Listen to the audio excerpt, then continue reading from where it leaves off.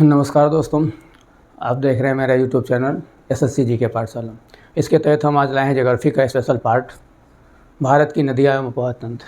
भारत की नदियों का अपवाह तंत्र, इसमें हम भारत की संपूर्ण नदियों के संबंध में बात करेंगे और उन पर चर्चा की जाएगी और कौन कहाँ से प्रभावित हो रही हैं। पहले हम बात करेंगे हिमालय से प्रभावित होने वाली नदियाँ, उसके बाद प्रायद्वीपीय भारत की नदियाँ। प्रायद्वीप भारत की नदियाँ में भी दो तरह की नदियाँ हैं, पश्चिम की ओर बहने वाली और पूर्व की ओर अरब सागर में गिरने वाली नदियाँ। तो आज का टॉपिक रहेगा भारत की नदियाँ। और भारत की नदियाँ जो है किसी भी परीक्षा के लिए काफ़ी इंपॉर्टेंट टॉपिक है। इनमें 2 या 3 क्वेश्चन या 3 से 4 क्वेश्चन आते ही आते हैं और बहुत महत्वपूर्ण टॉपिक है। तो आइए शुरू करते हैं आज का टॉपिक, भारत की नदियाँ। भारत की नदियों के अंतर्गत आज हम पढ़ेंगे हिमालय से निकलने वाली भारत की नदियाँ। यहाँ से हिमालय से 3 प्रमुख नदियाँ निकलती हैं, इसमें सिंधु नदी, ब्रह्मपुत्र नदी और गंगा नदी। तो ये हिमालय से निकलने वाली जो 3 नदियाँ हैं, तो ये सिंधु नदी का क्षेत्र है पूरा। ये वाला सिंधु नदी के बारे में पढ़ेंगे। और इधर से मानसरोवर से निकलने वाली ये जो ब्रह्मपुत्र नदी है, ये जो यहाँ बंगाल खाड़ी में बांग्लादेश में गिरती है, ब्रह्मपुत्र नदी पर बात की जाएगी। और तीसरी सबसे महत्वपूर्ण भारत की और सबसे लंबी जल प्रवाह वाली नदी है वो है गंगा और इसकी सहायक नदियाँ। तो इस पर जो है गंगा के अपवाह तंत्र का पूरा समझा जाएगा। तो ये आज के टॉपिक में ऊपर की 3 नदियों का रहेगा, क्योंकि ये टॉपिक बड़ा है।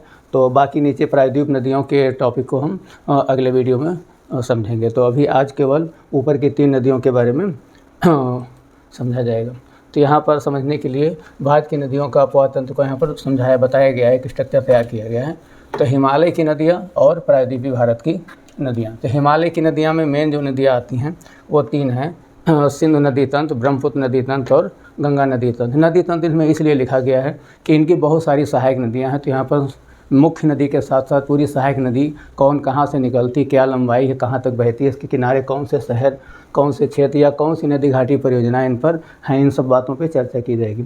फिर आते हैं प्रायद्वीपीय भारत की नदियाँ। प्रायद्वीपीय भारत की नदियाँ में 2 तरह की नदियाँ रहेंगी, पूर्व की ओर बहने वाली नदी और पश्चिम की ओर बहने वाली नदी। पूर्व की ओर बहने वाली नदी में स्वर्णरेखा नदी, ब्राह्मणी नदी, बैतरणी नदी, महानदी, दया नदी, गोदावरी, कृष्णा, पेन्नार, मखियार, पलार और कावेरी। बहुत सारी नदियाँ, इसमें तो कुछ बड़ी नदियाँ हैं जो कि चर्चा में रहती हैं, चर्चित हैं, उसको सब जानते हैं। लेकिन कुछ और छोटी छोटी नदियाँ हैं जिनके बारे में जनरली नहीं सुना जाता है। और पश्चिम की ओर बहने वाली नदियाँ जो पश्चिमी घाट से निकलती हैं और अरब सागर में गिरती हैं, डेल्टा भी नहीं बनाती, एस्चुरी फॉर्म में नीचे जाके वहाँ समुद्र में मिलती हैं। तो इनमें आती है साबरमती जो राजस्थान से, माही नदी, नर्मदा नदी, ताप्ती नदी। नर्मदा और ताप्ती बीच में जो भ्रंश घाटी से बहने वाली नदियाँ हैं जो सतपुड़ा और विंध्याचल पर्वत श्रेणियों के मध्य आसपास बहती हैं। मांडवी नदी, सारावती, कर्नाटक की भारत पूजा नदी और पेरियार नदी। ये कुछ महत्वपूर्ण नदियाँ यहाँ पर सेलेक्ट की गई हैं, जबकि नदियाँ बहुत सारी हैं, लेकिन यहाँ पर क्वेश्चन जो है इन सब नदियों से खास करके बनता है। और आगे अगर इनको अच्छे से और समझा जाएगा तो यहाँ पर सिंधु नदी तंत्र में इसको बता दिया गया है। ब्रह्मपुत्र नदी तंत्र में बाईं तरफ से मिलने वाली नदियाँ और दाईं तरफ से, गंगा नदी तंत्र में भी बाईं तरफ से मिलने वाली और दाईं तरफ से। यहाँ पर सिंधु नदी में बाईं दाईं नहीं बताया, क्योंकि सिंधु नदी में केवल बाईं तरफ से मिलने वाली महत्वपूर्ण नदियाँ हैं, दाईं तरफ से कोई खास नदी नहीं है। और सिंधु नदी में 5 ही सहायक नदियाँ हैं जो इनके पूरे नदी तंत्र को, पूरे पानी को लेकर के चलती हैं। और ये 3 देशों में, लद्दाख, चीन का पार्ट, भारत और पाकिस्तान में बहती हैं। ब्रह्मपुत्र नदी तंत्र में बाएं नदियों में ये 5 से 7 नदियाँ बाएं और दाएं से हैं, और इसी तरह से गंगा नदी तंत्र। तो आज के टॉपिक में ये हिमालय की 3 ही नदियों पर बात होगी, और अगली नदी भारत की नदियों के लिए हम दूसरे वीडियो में बात करेंगे। तो आइए आगे चलते हैं। और यहाँ पर थोड़ा समझने के लिए फिर से एक स्ट्रक्चर दे दिया गया, सिंधु, गंगा और ब्रह्मपुत्र, ये हिमालय की 3 नदियाँ हैं। ये 3 नदियाँ ही नहीं, पूर्वगामी नदियाँ हैं। हुआ यह है कि ये वलित पर्वत जो हिमालय उठा है या बढ़ा है, तो इसके पहले से बहती आ रही, इसलिए बहुत बड़ी गहरी घाटियाँ बनी। नदी ज्यों की त्यों बनती रहीं और उसके आसपास पहाड़ उठते रहे, तो इसलिए इन तीनों नदियों को पूर्वगामी भी नदियाँ कहा जाता है। तो अब हम यहाँ शुरुआत करेंगे सिंधु नदी की। तो सिंधु नदी लंबाई 2880 किलोमीटर लिखी है, लेकिन अलग अलग जगह पर अलग अलग किताबों में, एनसीईआरटी में कुछ, दूसरे प्राइवेट बुक्स में कुछ, लेकिन लमसम ये इसकी लंबाई जो है 3100 या 3000 के आसपास है। तो उस लंबाई में से भारत में बहुत थोड़ी सी ही बहती है, बाकी हिस्सा इसका चाइना में और पाकिस्तान में सबसे ज़्यादा है। तो सिंधु नदी का विस्तार चाइना, इंडिया, पाक, उसके बाद अरब सागर में गिर जाती। तो 3 देशों में होकर बहती है। उद्गम इसका मानसरोवर झील, कैलाश पर्वत के पास, मानसरोवर झील के पास आसपास से होता है। और ये भारत में लद्दाख के दमचौक से प्रवेश करके लद्दाख और जास्कर के बीच बहती है। अब इसको मैप में देखते हैं। भारत में उत्तर से पश्चिम बहती है और भारत से चिल्लास नामक स्थान से बाहर पाकिस्तान में निकल जाती है। खास बात और है कि उत्तर से पश्चिम में उल्टा दिशा में बहती है, क्योंकि ढाल इसमें लद्दाख का लेह शहर इसके किनारे बसा है और इस तरह से इसका जो है आगे भी बात होगी। यहाँ पर ये सिंधु नदी निकलती है, यहाँ सिंधु नदी है, बोखर हिम नदी ग्लेशियर है, ये मानसरोवर झील है, यहाँ पर झील इसके पास से ये निकलती है सिंधु नदी है। यहाँ से इतना यहाँ तक चलती है, कहाँ लद्दाख में, लद्दाख जो चाइना का क्षेत्र यहाँ तक ये चीन में मानी जाती है। इसके बाद ये भारत में प्रवेश करती है। तो भारत में प्रवेश करके यहाँ से लेकर के यहाँ तक ये हिस्सा भारत का है। यहाँ पर चिल्लास नामक स्थान से बाहर निकलती है और यहाँ पर दम चौक, ये दम चौक लिखा हुआ है, दम चौक पर ये भारत में प्रवेश करती है। तो भारत में ये केवल 916 किलोमीटर ही क्षेत्र में ये बहती है। भारत में दम चौक से लेकर के यहाँ चिल्लास नामक स्थान तक उत्तर से पश्चिम दिशा में ये बहती है और इसके बाद ये भारत से बाहर पाकिस्तान में चली आती है और पाकिस्तान में लगभग इस तरह से बहती हुई यहाँ पर अरब सागर में गिर जाती है। तो ये सिंधु नदी का मैक्सिमम क्षेत्र अगर देखा जाए 70 से 80% ये पाकिस्तान में ही बहती है और बहुत सारी इसकी यहाँ पर सहायक नदियाँ हैं। तो यहाँ पर यही जानना है कि ये भारत में केवल इतना दम चौक से लेकर चिल्लास तक बहती है और इसके किनारे यहाँ पर लेह स्थित है। लद्दाख में इसके दाहिने हिस्से पर यहाँ पर लेह स्थित है इसके किनारे और ये मानसरोवर झील के पास से निकलती है। तो यहाँ मैप में इसकी यही खास बात थी। अब आते हैं सिंधु नदी के यहाँ पर थोड़ा सा इसके डिटेल के बारे में। उद्गम स्थल इसका तिब्बत मानसरोवर के पास जो यहाँ पर पड़ेगा और मुहाना इसका कहाँ है, ये पाकिस्तान होते हुए फिर यहाँ अरब सागर में गिर जाती है। इसकी लंबाई 3180 किलोमीटर बताई गई, भारत में लगभग 709 किलोमीटर और ये 3 देशों में बहती है। लंबाई के मामले में इसमें थोड़ा अलग अलग बुक्स में अलग अलग दिया गया है। इसकी सहायक नदियों में जास्कर, झेलम, चिनाब, रावी और ब्यास और सतलज हैं और दाईं तरफ से श्योक और गिलगित है। तो ये बाईं तरफ से मिलने वाली जो पहली नदी है वो जास्कर ये यहाँ पर ये आपकी सिंधु नदी है, ये ऐसे जा रही है और यहाँ से एक ये छोटी सी नदी यहाँ से जास्कर सीढ़ी से निकलती है, ये सिंधु नदी में मिलती है। ये सिंधु नदी इधर से ऐसे आ रही, तो यहाँ पर जो है जास्कर इसमें आकर के मिलती है। जास्कर जहाँ मिलती है उसके पास में ही लेह स्थित है, ये लद्दाख क्षेत्र में ही पड़ता है। तो ये बाईं तरफ से पहली इसकी सहायक नदी जास्कर है। जास्कर के बाद इधर और कोई सहायक नदी इस तरफ नहीं है। दाहिनी तरफ है तो एक श्योक नदी इधर से आती है, ये यहाँ पर श्योक नदी मिलती है और आगे यहाँ ऊंचाई पर कराकोरम दर्रा के पास ऊंचाई पर यहाँ पर गिलगित नदी मिलती है। तो दाईं तरफ से यहाँ भारत के अंदर ही दोनों नदियाँ श्योक और गिलगित मिलती हैं और जास्कर यहाँ लद्दाख क्षेत्र में मिलती है। इसके आगे सिंधु नदी भारत में यहाँ तक प्रवाहित होती है, फिर भारत से बाहर निकल जाती है। ये मैप में इंडिया ये वाला यहाँ पर क्षेत्र है, नहीं श्योक भी, और इसके बाद इसके पाक अधिकृत कश्मीर में निकल करके बाहर पाकिस्तान में चली जाती। ये जो पांचों इसकी बड़ी सहायक नदियां हैं जिसमें आता है झेलम, चिनाब, रावी, ब्यास और सतलज। ये पांचों नदियां सहायक रूप में एक दूसरे में मिलते हुए जब सिंधु नदी में मिलती हैं तो ये पाकिस्तान में मिलती है। इसका मिलन क्षेत्र भारत में नहीं है। तो महत्वपूर्ण शहर लेह के दाहिनी तरफ बिस्कट और अटक बसे हैं और सिंधु जल समझौता हुआ था 1960 में। चूँकि ये सभी नदियाँ निकलती हैं भारतीय क्षेत्र से या उसके आगे चाइना से या भारतीय क्षेत्र से मिल करके, तो पूरा जल प्रवाह इसका जो रहता है भारत में मैक्सिमम बहता है इधर शुरुआत में, उसके बाद पाकिस्तान जाता है। तो भारत और पाकिस्तान के बीच विवाद यह रहता है, पाकिस्तान का हमेशा कहना रहा कि भारत हमें पानी पूरी तरह से नहीं देता है। तो इसी सब विवाद पर 1960 में समझौता हुआ था। वो समझौता के तहत इसके पानी को 3 नदियों के हिस्से में बांट दिया गया था। तो यहाँ पर इसमें समझने की बात यह है कि ये जो सिंधु नदी है उसकी 5 सहायक नदी, तो टोटल 6 नदी बनती। तो यहाँ पर ये देखिए ये वाली नदी जो है ऊपर की ये सिंधु नदी है, नंबर 1 हो जाएगी। उसके बाद ये झेलम नदी है, झेलम ये वाली झेलम नंबर 2 और उसके बाद ये चिनाब नंबर 3। ये तीनों नदी इनका जो है ऊपर की तीनों नदियों का पानी पाकिस्तान को देने की बात हुई। पाकिस्तान को ऊपर 3 नदियाँ कौन कौन सी, सिंधु, झेलम और चिनाब, ये 3 नदियों का पानी पाकिस्तान को और नीचे की जो 3 नदियां हैं रावी, सतलज और ब्यास ये भारत को। रावी, सतलज और ब्यास नदी ये 3 नदियों का पानी भारत को देने का 1960 में समझौता हुआ था, लेकिन पूरी तरह से नहीं है। इसका जो पानी है 80% पाकिस्तान को रहेगा और 20% भारत को। ये 80% पाकिस्तान को रहेगा, और इन नदियों में 20% पाकिस्तान को रहेगा और 80% भारत को।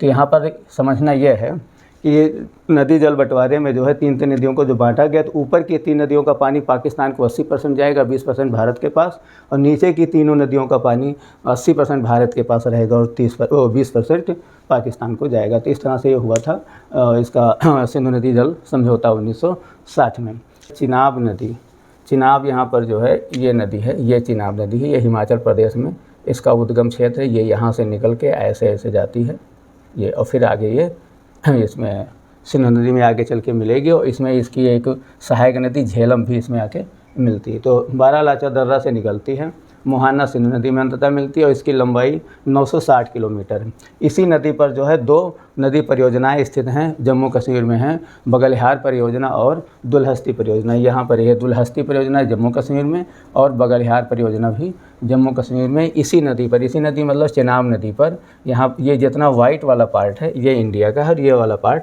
पाकिस्तान का है। तो यहाँ पर ये स्थित है 2, और सहायक नदी में इसकी तवी और कलनाई आती है। चिनाब नदी 2 नदियों चंद्र एवं भागा से मिलकर बनी। यहाँ पर फिगर में दिखाया नहीं गया है, लेकिन अगर आगे यहाँ पर शुरुआत में इनकी 2 पार्ट इस तरह से नदियों के हैं, एक का नाम है चंद्र और दूसरी का नाम है भागा, और इन दोनों से मिल करके ये पूरी नदी चंद्रभागा के क्षेत्र में चंद्रभागा के नाम से जानी जाती है, और यही आगे आके ये चिनाब नाम कहलाती है। तो इसका एक दूसरा नाम चंद्रभागा भी है। चिनाब नदी को शुरुआत में हिमाचल प्रदेश में चंद्रभागा कहा जाता है, और ये 2 श्रेणियों पीर पंजाल और धौराधर, ऊपर कराकोरम श्रेणी है, ये हिस्सा कराकोरम, और इसके नीचे पीर पंजाल है,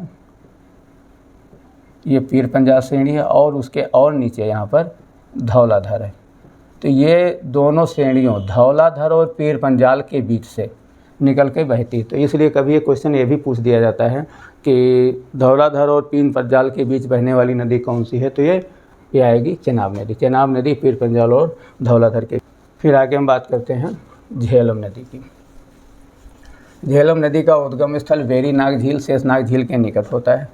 ये झेलम नदी है। झेलम नदी यहाँ पर वेरीनाग और शेषनाग झील है, यहाँ पर याद रखना है, वेरीनाग और शेषनाग झील से उद्गम से निकलता है, और ये इतना ही क्षेत्र केवल भारत में बहती है, और ये भारत और पाकिस्तान का बॉर्डर बनाती है। सही से देखें, वाइट वाला पार्ट ये इंडिया है, तो ये भारत का क्षेत्र ऐसे ये जो पूरा है ये झेलम नदी का ही ये हिस्सा बॉर्डर बनाते हुए जाती है। तो काफ़ी सारे बॉर्डर बनाती है, और ये 725 किलोमीटर लंबी है। सहायक नदियों में इसमें किशन गंगा एक सहायक नदी है, यहाँ पर नहीं शो हो रही है, जो इधर से आके पाकिस्तान क्षेत्र से आके इसमें मिलती है। उस किशन गंगा नदी को पाकिस्तान में नीलम कहा जाता है, वो यहाँ पर इसके आसपास आकर के इसमें मिलती है। तो वही एक इसकी सहायक नदी जो दाईं तरफ से आती है और भारत पाकिस्तान का बॉर्डर बनाती है। और प्यून और रूट भी कोई छोटी नदी हैं। फिर इसका मुहाना पाकिस्तान के पंजाब प्रांत में चेनाब नदी में मिल जाती है। ये यहाँ पर से चेनाब आ रही थी, और चेनाब नदी में यहाँ पाकिस्तान का पंजाब प्रांत है, यहाँ पर एक झेलम आकर के पाकिस्तान क्षेत्र में चेनाब नदी से मिल जाती है, और चेनाब आगे चल के सिंधु नदी से मिल जाती। और इस भारत पर क्या कहते हैं, झेलम नदी पर भारत पर एक नदी परियोजना बनी है, तुलबुल और उरी। यहीं पर उरी क्षेत्र है, और यहाँ पर पहले तुलबुल, फिर यहाँ पर उरी क्षेत्र में ही कुछ समय पहले थोड़ा सा आतंकवादी घटना हुई थी। तो ये एक उरी परियोजना भी है, नदी घाटी परियोजना, एक तुलबुल परियोजना। तो तुलबुल और उरी परियोजना झेलम नदी पर भारत में जम्मू कश्मीर में स्थित है। तो ये है झेलम नदी। फिर आगे हम बात करते हैं रावी नदी की। रावी नदी रोहतांग दर्रा के निकट चंबा घाटी से हिमाचल प्रदेश क्षेत्र से ये निकलती है। ये यहाँ पर रावी नदी है, ये भी क्षेत्र जो है हिमाचल प्रदेश का है। यहाँ पर ये पाई जाती है चंबा घाटी क्षेत्र से ये निकलती है, ये हिमाचल प्रदेश से। और ये लगभग इस तरह से बहुत थोड़ा सा ही क्षेत्र भारत में यानी हिमाचल प्रदेश में बहती है, उसके बाद ये सीधे पाकिस्तान क्षेत्र में निकल जाती है। ये चंबा घाटी से होकर बहती आगे पाकिस्तान भारत का बॉर्डर बनाती। पाकिस्तान भारत का बॉर्डर ये थोड़ा सा बनाती है, ये वाला जो हिस्सा है यहाँ से यहाँ तक, ये पाकिस्तान भारत का ये बॉर्डर बनाते हुए फिर पाकिस्तान में बहती है। इनकी कोई प्रमुख सहायक नदियाँ नहीं हैं।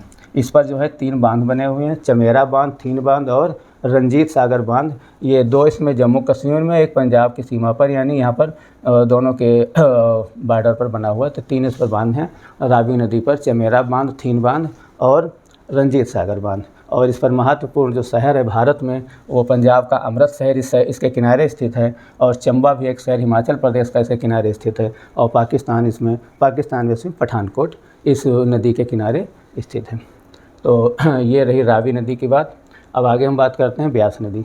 ब्यास नदी टोटल तो वैसे सिंधु नदी की सहायक नदी हैं, लेकिन ब्यास नदी रियल में सतलज नदी की ही सहायक है। सतलज में मिल जाती, सतलज फिर आगे चल के सिंधु नदी में मिलती है। ये ब्यास नदी है, यहाँ से ब्यास नदी चलती है और ये आकर के इस तरह से लाहौर के नहीं सॉरी इसके बाद ये इधर सतलज में ये मिल जाती है। ये यहाँ पर ये सतलज नदी, और ये वाला जो है रेड पार्ट ये है, ये पाकिस्तान को सॉरी ये भारत का बॉर्डर है। तो ये ब्यास नदी पूरी तरह से भारत में बहती है, और इसमें मिलने के पहले बॉर्डर पर ये भारत में ही मिल जाती। तो यहाँ पर ख़ास बात और जानना है कि ब्यास ही केवल इकलौती नदी है सिंधु नदी की सहायक नदी जो पूरी की पूरी भारत में बहती, बाकी सभी नदियों का काफ़ी हिस्सा पाकिस्तान में चला जाता है। तो हम बात कर रहे थे ब्यास नदी। ये रोहतांग दर्रा के निकट ब्यास कुंड हिमाचल प्रदेश से निकलती है। ये सतलज नदी है, सतलज नदी के ऊपर हिमाचल प्रदेश से यहाँ के आसपास में निकलती है, और ये भारत के पास यहाँ पर जो है मिल जाती बॉर्डर पे। तो यहाँ पर ये ब्यास नदी निकलती है, लगभग लंबाई इसकी 470 किलोमीटर है। ये कुल्लू घाटी से होकर बहती है। हिमाचल प्रदेश में कुल्लू और मनाली घाटियाँ हैं, उसमें कुल्लू घाटी से होकर बहती है, और इसकी दाईं तरफ से छोटी छोटी दो नदियाँ हैं, पार्वती और तीर्था नदी। इसके किनारे दो शहर बसे हैं, कुल्लू और अमृतसर। अमृतसर तो उसके पहले वहाँ भी बसा था, यहाँ पर कुल्लू अमृतसर लिखा गया। और इस पर जो एक हिमाचल प्रदेश में पोंग बांध परियोजना भी इसके ऊपर स्थित है हिमाचल प्रदेश में। ब्यास नदी सतलज नदी के मिलन स्थान पर हरीके बैराज, ये जहाँ पर मिलती है ये भारतीय क्षेत्र में मिलती है, करीब ये वाला यहाँ पर आएगा, ये सतलज है। ये थोड़ा सा गलत मैप बन गया था। ये कुछ इस तरह से यहाँ पर आके ब्यास नदी मिलती है, और ये मिलन स्थान पर जहाँ से ब्यास नदी आके मिलती है यहाँ पर बना है हरीके बैराज, और हरीके बैराज से ही भारत की सबसे बड़ी इंदिरा गांधी नहर निकली है, जो कि कृत्रिम मतलब जो बनाई गई नदी, इसको इंदिरा गांधी नहर के नाम से जानते हैं। ब्यास नदी सतलज के हरीके बैराज बना है, पंजाब में पड़ता है। हरीके बैराज से भारत की सबसे बड़ी इंदिरा गांधी नहर निकलती है। सिंधु नदी की पांचों सहायक नदियों में केवल एकमात्र नदी जो पूर्ण रूप से भारत में बहती है। पहले ही बात हो चुकी, तो ब्यास नदी यहाँ पर केवल अकेली नदी है जो भारत में बहती है, यानी सिंधु नदी की सहायक नदियों में। तो यहाँ पर ये सिंधु नदी की। और आगे बात करते हैं सतलज नदी। सतलज नदी का उद्गम जो है तिब्बत के राक्षस ताल से होता है। ये भी जैसे जहाँ से सिंधु नदी निकलती है उसके पास से ही, थोड़ा पहले इसके पास से ही सतलज नदी यहाँ से निकलती। ये सिंधु नदी थी, ये सतलज, और ये राक्षस ताल उसके पास में मानसरोवर कैलाश पर्वत पर मानसरोवर झील के पास में ही है। राक्षस ताल से निकलती है सिंधु नदी, और 1460 किलोमीटर, और भारत में 1050, यानी 1460 किलोमीटर लंबी है। और मैक्सिमम नदी भारत में बहती है करीब 1100 के आसपास, 1050 किलोमीटर। ये यहाँ से लेकर के ये यहाँ तक तो लद्दाख में है, इसके बाद यहाँ से पूरी नदी ये भारत में यहाँ तक बहती। उसके बाद इतना क्षेत्र पाकिस्तान में। इस नदी को तिब्बत में लांगचे खंभात के नाम से जाना जाता है, और ये सिपकी-ला दर्रा, यहाँ हिमाचल प्रदेश में सिपकी-ला दर्रा पड़ता है इस जगह पर, इस दर्रे से होकर ये बहती। इसके सहायक नदियों में स्पीति और सोहन है जो स्पीति घाटी से निकलती हैं, और स्पीति नदी और सोहन नदी है। बांध परियोजना में सबसे फेमस दो बांध हैं, भाखड़ा नांगल एवं नाथपा झाकरी, जो कि दोनों हिमाचल प्रदेश में है। इस नदी पर, सतलज नदी पर भाखड़ा नांगल बांध बहुत फेमस बांध है, और नाथपा झाकरी दो नदी बांध इस पर स्थित हैं। और महत्वपूर्ण शहरों में लुधियाना, फिरोजपुर, रोपड़ और नांगल। नांगल खुद है वही जगह पर है, इसका शहर भी है छोटा सा, वहीं पर ये भाखड़ा नांगल उसी नाम से बांध बना हुआ है। महत्वपूर्ण शहरों में ये हो गया, और महत्व इसका पंजाब की प्रमुख नदियों में से एक महत्व है। और ये पांचों नदी जो इस तरह के सहायक नदी हैं, इन्हीं पांचों नदी के बीच का जो क्षेत्र है बहुत उपजाऊ है, उनको दोआब कहते हैं। और पांचों नदियों को मिल करके पंच दोआब के नाम पर ही पुरातन में इसका नाम पंजाब पड़ा। तो जो पंजाब क्षेत्र है, इस पंजाब क्षेत्र में ही ये पांचों नदियों के दोआब का क्षेत्र रहता है, इसलिए इसका पंजाब पड़ा। ये इसकी पांचों सहायक नदी है। तो इस तरह से ये हुआ सिंधु नदी तंत्र, यानी सिंधु नदी का ये पूरा अपवाह तंत्र पर हमने बात की। अभी हम लोगों ने सिंधु नदी के बारे में पढ़ा, अब बात करते हैं ब्रह्मपुत्र नदी। ब्रह्मपुत्र नदी भी भारत की और एक अंतर्राष्ट्रीय नदी है, जो ये भी जो है 3 देशों में होकर के बहती, चाइना, भारत और बांग्लादेश। और इसके पहले सिंधु नदी थी वो चाइना, भारत और पाकिस्तान में बहती थी, जो कि उत्तर पश्चिम से जाके अरब सागर में गिरती थी। और ये ब्रह्म नदी जो है ये भी मानसरोवर झील के पास से ही निकलती, लेकिन इसका जो है गमन स्थान इधर को पूर्व की तरफ है और ये लद्दाख होते हुए फिर अरुणाचल प्रदेश में भारत में प्रवेश करती है। यहाँ असम और अरुणाचल से होते हुए आगे चल के ब्रह्मपुत्र नदी बंगाल क्या कहते हैं वेस्ट बंगाल बांग्लादेश में आके मिलते हुए अरब सागर में गिर जाती है। तो आज हम बात करेंगे यहाँ पर ब्रह्मपुत्र नदी। तो ब्रह्मपुत्र नदी ये वही क्षेत्र है मानसरोवर झील कैलाश पर्वत के पास, यहाँ से निकलती, जबकि सिंधु नदियाँ इधर से निकल के इधर को जाती थी और ये यहाँ से निकल के इधर जाती। तो जहाँ पर ये निकलती यहाँ पर इसको लद्दाख में तांग्सपो के नाम से जाना जाता है और ये बहुत लंबी नदी है। और यहाँ से होते हुए यहाँ पर ये इधर अरुणाचल प्रदेश के पास, इसमें अरुणाचल प्रदेश में यहाँ से एंट्री करती है और फिर अरुणाचल और असम में होते हुए फिर मेघालय के ऊपर से यानी गुवाहाटी में होते हुए फिर नीचे बांग्लादेश में मिलके अरब सागर में गिर जाती। तो आइए शुरू करते हैं आज ब्रह्मपुत्र नदी। इसका छोटा सा अलग से मैप केवल इंडियन क्षेत्र का बनाया गया, उसके पहले बता दिया गया कि मानसरोवर झील के पास से निकलती है। तो उद्गम स्थल क्या है? तिब्बत मानसरोवर झील के पास चेमयुंग डंग नामक स्थान से ये निकलती है और ये ग्लेशियर तांग्सपो नदी के रूप में निकलकर 3 देशों में बहती है। इसको वहाँ पर लद्दाख क्षेत्र में या चाइना में तांग्सपो के नाम से भी जाना जाता है, कहीं पर इसको सांगपो भी लिखा है। तिब्बत में इसे सांगपो यार्लुंड या इस नाम से जानते हैं। असम में इसे दिहांग और बांग्लादेश में जमुना। असम में जब आती है तो इसको दिहांग, इसकी एक दिबांग सहायक नदी भी है और लेकिन इसकी मुख्य नदी को दिहांग के नाम से भी जानते हैं। और आगे जब ये बांग्लादेश में आ जाती है, बांग्लादेश में, तब इसको जो है जमुना के नाम से जाना जाता है। फिर ये गंगा नदी में मिलते हुए अरब सागर को बंगाल की खाड़ी में गिर जाती। कुल लंबाई 2900 किलोमीटर है और जिसमें से भारत में 916 किलोमीटर यहाँ से यहाँ तक बहती है। सहायक नदियों में इसमें दिबांग है, लोहित है, भरली नरसी, दिखाऊ, धनसिरी, कोलांग, झांझी और बराकी, बहुत सारी नदियाँ इसकी सहायक नदियों में हैं। और दाईं तरफ से इसमें जो मिलती हैं यहाँ से ये सलांग है, सुबनसिरी है, ये वाराणसी है, मनास है, संकोस है, तीस्ता, ये दाएं नदी से दाईं तरफ से मिलने वाली। और बाईं तरफ में दिबांग, लोहित और भरली नसी, फिर क्या है दिखाऊ, धनसिरी, कोलांग, कपिला, ये सब छोटी भी, कुछ इसमें बड़ी और कुछ छोटी नदियाँ। तो 4-5 नदियाँ इधर और 5-6 नदियाँ इधर दाएं और बाएं से इसमें आके मिलती हैं। तो अब हम इन पर थोड़ा थोड़ा जो है इस पर चर्चा करेंगे। अब हम बात करते हैं लोहित नदी की। लोहित नदी ये यहाँ से निकलती है, इसके क्या नाम है, उद्गम इसका कांगड़ी कारपो से निकलकर ब्रह्मपुत्र में असम में मिल जाती है। कांगड़ी कारपो क्षेत्र अरुणाचल प्रदेश का ऊपरी क्षेत्र बॉर्डर पर म्यांमार के पास में, और यहाँ से निकलती। इसकी भी एक छोटी सी सहायक, इसकी एक दूसरी सहायक नदी है दिबांग। दिबांग इसमें मिलते हुए लोहित नदी आगे जाके असम में मिल जाती है ब्रह्मपुत्र में। 560 किलोमीटर लंबाई में चलती है। इसमें लिखा है दाईं तरफ से दिबांग मिलती है, यानी दिबांग इसकी सहायक नदी है जो दाईं तरफ से मिलती है। और इसको जो है रक्त नदी के नाम से जाना जाता है और तिब्बती लोग इसे जायलचू कहते हैं। तो यहाँ पर ध्यान रखना है कि रक्त नदी या खूनी नदी किसे कहा जाता है, तो ये लोहित नदी को कहा जाता है। और रेलवे का बोगीबिल ब्रिज असम में ब्रह्मपुत्र नदी पर बना है। तो खास पॉइंट इसका जो है लोहित नदी का यही था। फिर आता है बराक नदी। बराक इसमें फिगर में नहीं दिख रहा है, बराक नदी ये उद्गम लियाई खुलनगांव मणिपुर में निकलती है। अच्छा, यहाँ के क्षेत्र में है। तो बराक नदी मणिपुर से निकलती है, ब्रह्मपुत्र नदी की सबसे लंबी सहायक नदी। यहाँ फिगर में सही से नहीं आए लेकिन हम बता देते हैं, ये मणिपुर के क्षेत्र में निकलती है और यहाँ पर ये बांग्लादेश के आसपास में आके मिलती है। यहाँ पर मणिपुर के आसपास, एक मिनट, ये इधर का क्षेत्र होगा, ये कुछ इस तरह से आएगी और फिर यहाँ पर बांग्लादेश क्षेत्र में मिलती है। ऐसे यहाँ फिगर में नहीं है लेकिन यहाँ बांग्लादेश के क्षेत्र हिस्से में मिलती है। ये बहुत टेढ़ी बेढ़ी आके बहुत जो है लंबी सहायक नदी के रूप में आती। ये बराक नदी है, 900 किलोमीटर लंबी है, बहाव क्षेत्र, और इसका 3 राज्यों में बहाव क्षेत्र, असम, मणिपुर और मिजोरम। असम, मणिपुर और मिजोरम।